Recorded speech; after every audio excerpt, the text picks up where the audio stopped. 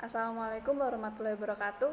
Perkenalkan, kami dari kelompok 2 akan mempresentasikan hasil diskusi kami tentang perkembangan moral, teori perkembangan moral. Nah, kelompok kami beranggotakan saya sendiri, Vera Funfun Chandra, lalu ada Dwi Maharani Saputri, lalu ada Novi Nuraini, lalu ada Umar Said, dan yang terakhir Paulus Pohopabala. Nah, di sini saya akan menjelaskan materi tentang teori perkembangan moral. Moral berasal dari kata Latin yaitu mores, yang berarti tata cara, kebiasaan, dan adat. Nah, secara umum moral berarti perilaku yang sesuai dengan moral kelompok sosial.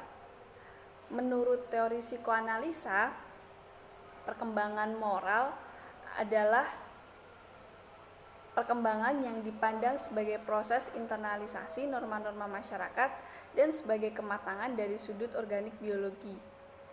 Jadi maksudnya seseorang yang telah mengembangkan aspek moral bila telah menginternalisasikan aturan atau kaidah kehidupan dalam masyarakat berarti dapat mengaktualisasikan dalam perilaku yang secara terus-menerus atau dalam perilaku yang tetap seperti itu. Nah, yang kedua, menurut teori psikologi belajar, perkembangan moral berarti hasil atau rangkaian stimulus respon yang dipelajari oleh seseorang yang memperlihatkan adanya perilaku yang sesuai dengan aturan yang ada di dalam masyarakat. Contohnya dalam anak adalah ketika anak itu bersalah, dia diberikan hukuman atau punishment, tapi jika anak itu melakukan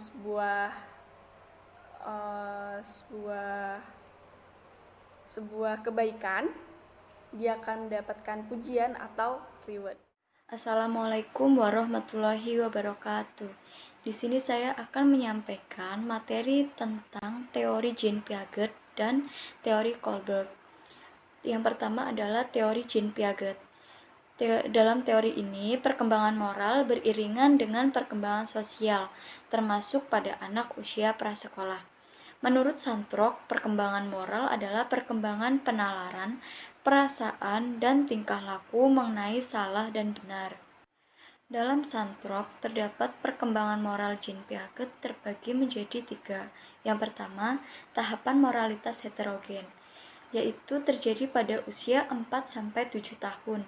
Dalam tahapan ini, cara berpikir anak tentang keadilan dan peraturan bersifat objektif, mutlak, yang artinya tidak dapat diubah dan tidak dapat ditiadakan oleh kekuasaan manusia.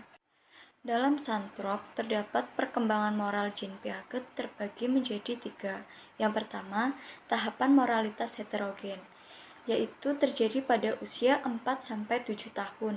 Dalam tahapan ini, cara berpikir anak tentang keadilan dan peraturan bersifat objektif, mutlak, yang artinya tidak dapat diubah dan tidak dapat ditiadakan oleh kekuasaan manusia. Yang kedua, tahapan transisi, terjadi pada usia 7-10 tahun. Dalam tahapan ini, anak menunjukkan sebagian sifat dari tahapan moralitas heterogen dan sebagian sifat tahapan moralitas autonom. Kemudian yang ketiga adalah tahapan moralitas autonom, terjadi pada usia 10 tahun sampai seterusnya. Dalam tahapan ini, anak akan menunjukkan kesadaran bahwa peraturan dan hukum itu diciptakan oleh manusia. Maka dari itu, dalam menilai sesuatu, mereka mempertimbangkan niat dan konsekuensinya. Kemudian teori yang kedua adalah teori Kohlberg. Dalam teori Kohlberg ini merupakan modifikasi atau kelanjutan dari teori Jean Piaget. Pertimbangan moral Kohlberg ini didasarkan pada aspek makro moralitas. Dalam teori Kohlberg ini terbagi menjadi 3 tingkatan, yang setiap tingkatannya itu terdapat 2 tahapan. Yang pertama adalah tingkatan pra-konvensional, terbagi menjadi 2, yaitu kepatuhan dan orientas hukum. Tahapan ini ditandai dengan pemikiran bahwa aturan dibuat oleh otoritas yang tidak bisa diganggu digugat atau ditentang. Yang kedua adalah individualisme dan pertukaran. Pada tahap ini, anak sudah mulai menyadari bahwa otoritas yang membuat aturan memiliki sudut pandang yang berbeda. Kemudian, tingkatan konvensional terbagi menjadi dua, yaitu hubungan antar pribadi yang baik. Pada tahapan ini, anak mulai menghubungkan moralitas dengan tindakan yang baik sesuai harapan orang tua atau lingkungannya. Yang kedua adalah memelihara tatanan sosial. Pada tahapan ini, anak memiliki pandangan lebih luas. Perhatian mereka tidak hanya pada keluarga atau lingkungan saja, tetapi meluas menjadi lapisan masyarakat secara keseluruhan. Tingkatan yang terakhir adalah tingkatan pasca konvensional. Terbagi menjadi dua. Yang pertama adalah kontrak sosial dan hak individu. Dalam tahapan ini, anak menyadari bahwa dalam masyarakat yang majemuk memiliki kelompok-kelompok sosial yang berbeda dengan pandangan dan nilai yang berbeda juga. Yang kedua adalah tahapan universal. Tahapan universal ini merupakan tahapan tertinggi dari teori Kohlberg. Dalam tahapan ini, prinsip keadilan harus bersifat universal atau dapat diterapkan pada semua pihak tanpa ada kelompok yang diistimewakan. Sekian presentasi pemaparan materi dari saya. Terima kasih. Wabillahi taufiq wal hidayah. Wassalamualaikum warahmatullahi wabarakatuh. Ya, Assalamualaikum warahmatullahi wabarakatuh. Di sini saya akan menjelaskan mengenai manfaat dan tujuan pengembangan moral dalam pendidikan. Yang pertama, tujuan pendidikan moral. Kohlberg pada tahun 1971 menekankan tujuan pendidikan moral adalah merangsang perkembangan tingkat pertimbangan moral siswa. Kematangan pertimbangan moral jangan diukur dengan standar regional, tetapi hendaknya diukur dengan pertimbangan moral yang benar-benar menjunjung nilai kemanusiaan yang bersifat universal, berdasarkan landas prinsip keadilan, persamaan, dan saling terima. Untuk tercapainya tujuan pendidikan moral tersebut, Kohlberg menegaskan konsep pengembangan pembelajaran yang lebih sesuai adalah melalui imposisi, tidak menyatakan secara langsung sistem nilai yang konkret. Oleh karena itu, dianjurkan agar para pendidik di sekolah harus meningkatkan pemahamannya mengenai hakikat pengembangan moral, serta memahami metode-metode komunikasi moral. Pentingnya pendidikan moral dalam tujuan pendidikan di Indonesia dan pengembangan pendidikan moral di Indonesia. DW dalam bukunya Kohlberg pada tahun 1997 menyatakan bahwa pada dasarnya tujuan pendidikan adalah mengembangkan kemampuan intelektual dan moral. Prinsip-prinsip psikologi dan etika dapat membantu sekolah untuk meningkatkan seluruh tugas pendidikan dan membangun kepribadian siswa yang kuat. Pada pasal 1 ayat 1 UU nomor 20 tahun 2003 tentang sistem pendidikan nasional menegaskan bahwa pendidikan adalah usaha sadar dan terencana untuk mewujudkan suasana belajar dan proses pembelajaran agar peserta didik secara aktif mengembangkan potensi dirinya untuk memiliki kekuatan spiritual, keagamaan, pengendalian diri, kepribadian, kecerdasan, akhlak mulia, serta keterampilan yang diperlukan dirinya, masyarakat, bangsa, dan negara. Jika dibandingkan dengan konsep dan tujuan pendidikan nasional sebagaimana yang terdapat di dalam UU nomor 20 tahun 2003 dengan konsep dan tujuan sebagaimana dikemukakan oleh DW dalam bukunya Kohlberg, maka konsep dengan tujuan pendidikan nasional Indonesia jauh lebih sempurna dan sekedar kemampuan intelektual dan moral sebagaimana yang dikehendaki oleh Dewey. Ini sudah tercakup di dalam nilai kekuatan spiritual keagamaan, pengendalian diri, kepribadian, kecerdasan, dan akhlak mulia. Oleh karena itu, dapat dikatakan bahwa negara kita merupakan negara yang mengakui pentingnya moralitas dan terselenggaranya pendidikan yang bermoral di sekolah.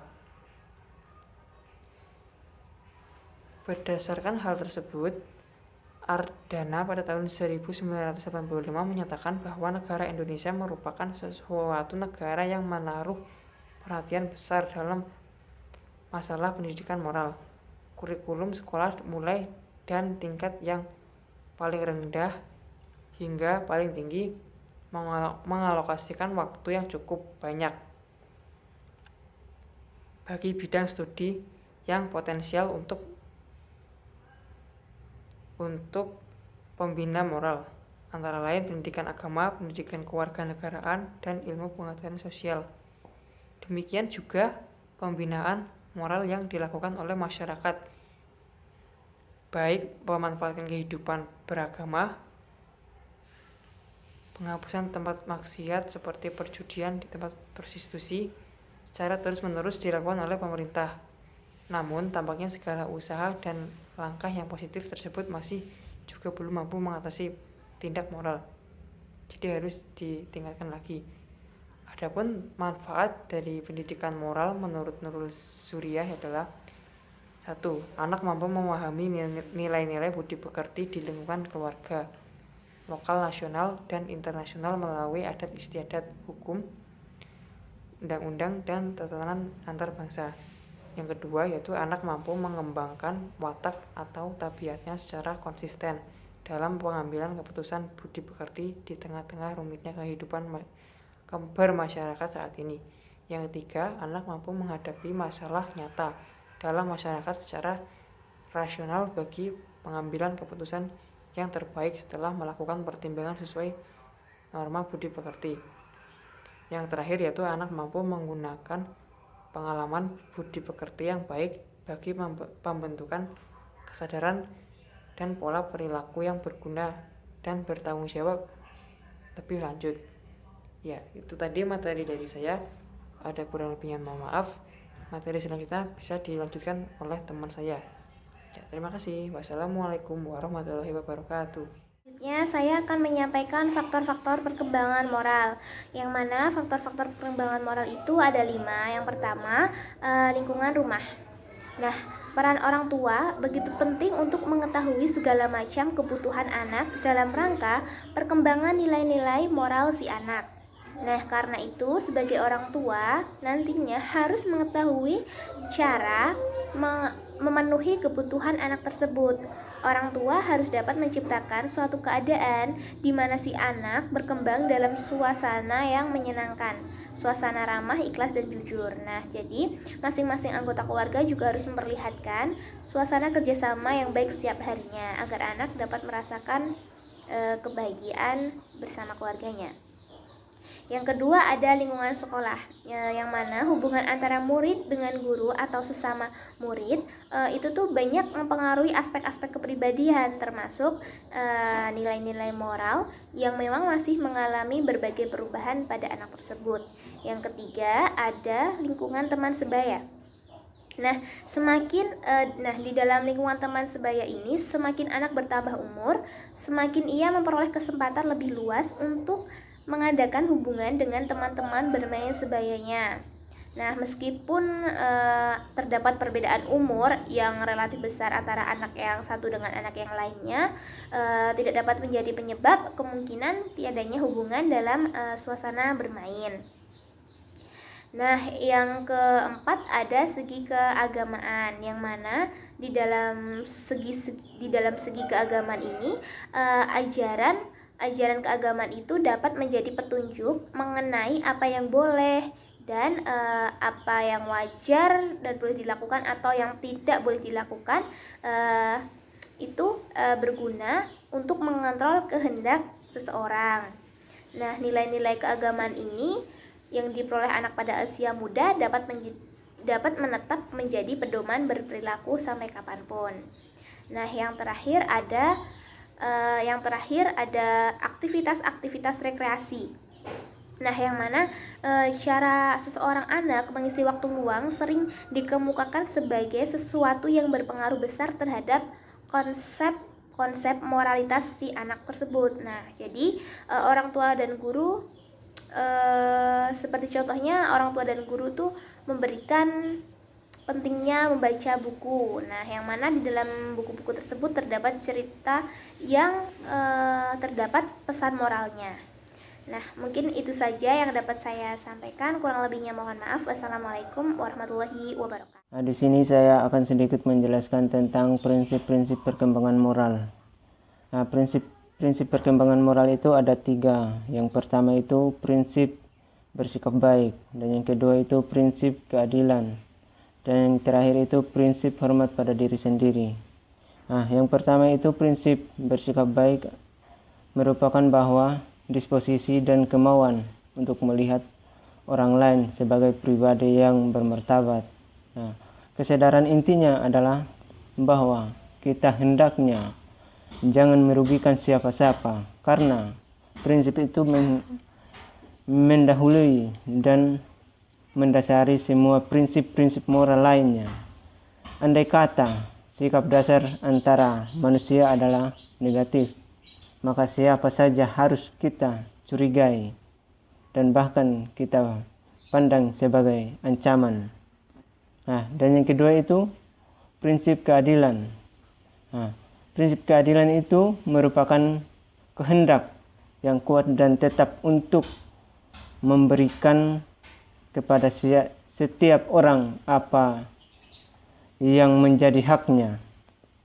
Ya, berdasarkan dengan prinsip keadilan ini, maka setiap orang berada dalam situasi yang sama, harus diperlukan sama. Nah, kita masuk pada poin yang terakhir itu prinsip hormat pada diri sendiri. Nah, prinsip hormat pada diri sendiri itu sendiri adalah prinsip yang mengetahui bahwa kita wajib untuk melalui memperlakukan diri sebagai sesuatu yang bernilai pada dirinya sendiri. Nah, karena prinsip ini berdasarkan faham bahwa manusia adalah person pusat berpengertian dan berkehendak yang memiliki kebebasan dan suasana hati dan makhluk yang berakal budi. Nah, mungkin hanya itu saja materi yang dapat saya sampaikan, kurang lebihnya saya mohon maaf, saya kembalikan. Oke, sekian presentasi dari kelompok kami. Apabila ada salah kami mohon maaf.